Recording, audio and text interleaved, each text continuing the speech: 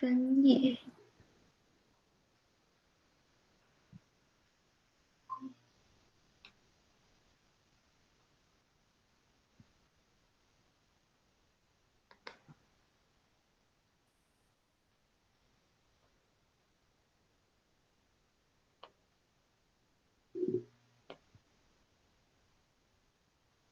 好 let's get started. Hello, this is 6 Minutes English from BBC Learning English. I'm Jennifer. And I'm Isa. You and I are lucky, Isa, because we can do our jobs remotely, working from home. There are some downsides though, like not being able to meet up with friends or share ideas with colleagues. And going out for lunch. But the coronavirus pandemic has caused millions of people to lose their job and forced thousands more out of work temporarily with no idea if their job will still be there when they return.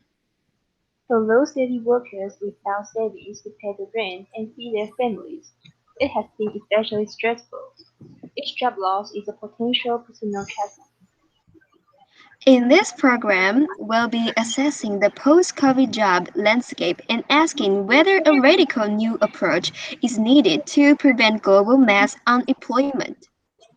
We'll be asking whether one of the world's smallest and richest countries, Denmark, can hold the answer. And of course, we'll be learning some new vocabulary as well. But first, it's time for our quiz question. One man who knows a lot about jobs is Brand Smith, president of Microsoft, a company employing over 150,000 workers. He's made gloomy predictions about the number of people out of work, but how many people does he predict will be left unemployed this year as a result of the coronavirus pandemic?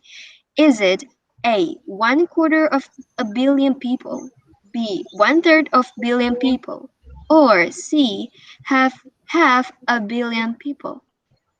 Wow, those numbers really look gloomy. I'll say B, 1/3 of a billion people unemployed around the world. Okay, Isab, we'll come back to that later. Now, mass unemployment, millions of people losing their jobs due to the COVID pandemic, has left the world facing an enormous jobs challenge. Um, Jenny Hu of the Institute of Technology is author of the report Work of the Future. Here she is talking to the BBC World Service program, Business Daily, about the current situation.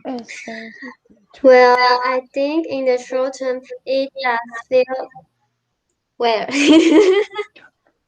等一下，OK，Huh?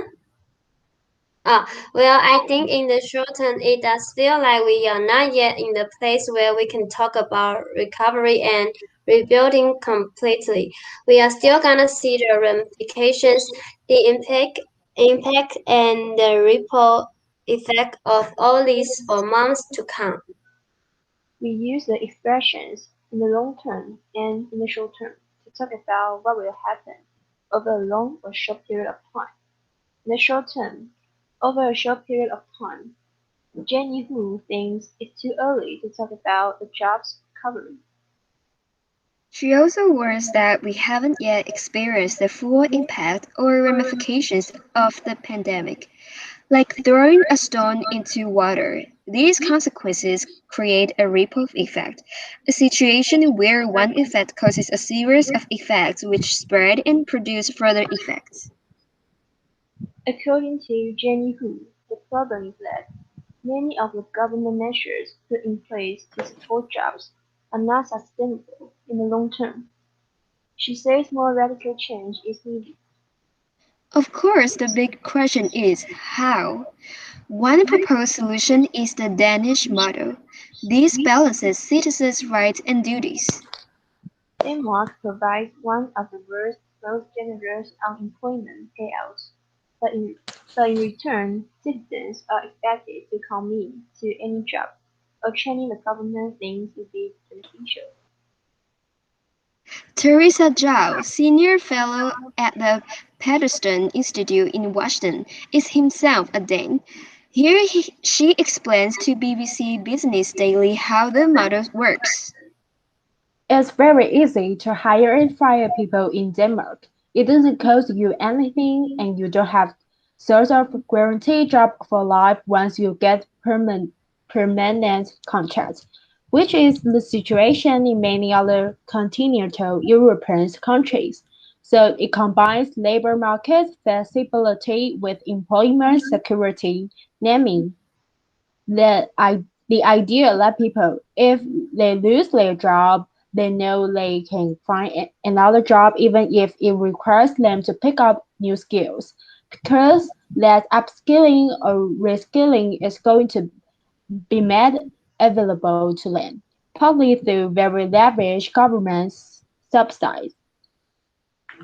Denmark enjoys labor flexibility because it's easy for bosses to hire and fire, employ someone and release them from employment, meaning there are no such things as a job for life, one that you can stay in all your working life.